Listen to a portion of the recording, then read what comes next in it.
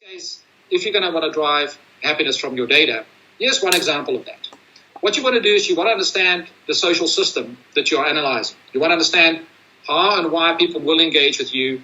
And you might do qualitative studies to give you an angle to see this is why people do what they do. You also want to understand what those centralities are around what kind of things people do. So if you work in a kind of a telephony environment, you want to understand what kind of service, what kind of interaction, what time of interaction, how do people engage. In the context of a bank, what people spend money on and how they spend it over time. In the context of a retail store, when people enter, how much time they spend. So that means that that understanding of human movement in the context of the time dimension is critically important in the context of the categorization. So you need to bring time and categorization into the same phenomena. And one way in which we've done it is something like this, where you want to have a theoretical view on personality. So you want to be able to find a way to engage with people based on personality. And you also want to be able to understand on other behavioral characteristics. Where in this case, what does habitual behavior look like in the context of action planning? So do you know if people take action that they will be happy? So if somebody is highly action-oriented and they don't have an opportunity to take an action, they will probably feel unhappy. If somebody is more of a procrastinator and you force them to take an action, they will be equally unhappy. You want to be able to give them an opportunity to get their minds around the things that you're going to offer them and not just push them into that final action or that final sale or that final change you want them to make. So you want to keep that fairly dynamic. And that means that you need analysis methods to figure out what all the things are that will make up all the base categories of spend. And here's an example from South Africa. And eventually what you want to do is you want to have a time dimension to measure the actions that people take over time to get to this concept called sentimental equilibrium. So that means that the state of happiness is at the perfect point where you are sufficiently unhappy to know what it feels like to be happy. And that is largely part of this misconception that we think that people must be happy all the time or we must be focusing on this all the time. You need the combination. So could you construct an algorithm that make people sufficiently unhappy so that you can make them happy again so that they're more happy with you than with anybody else?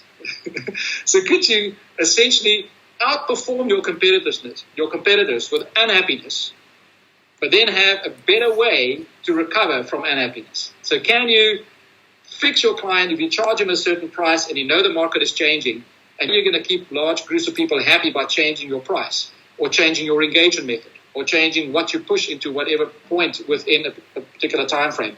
That means that you want to find what that equilibrium is per customer, because what will make one person unhappy and one group and collective unhappy might make a collective happy, because you've got cultural and other dimensions that you want to be able to track in real time to help you to figure that out.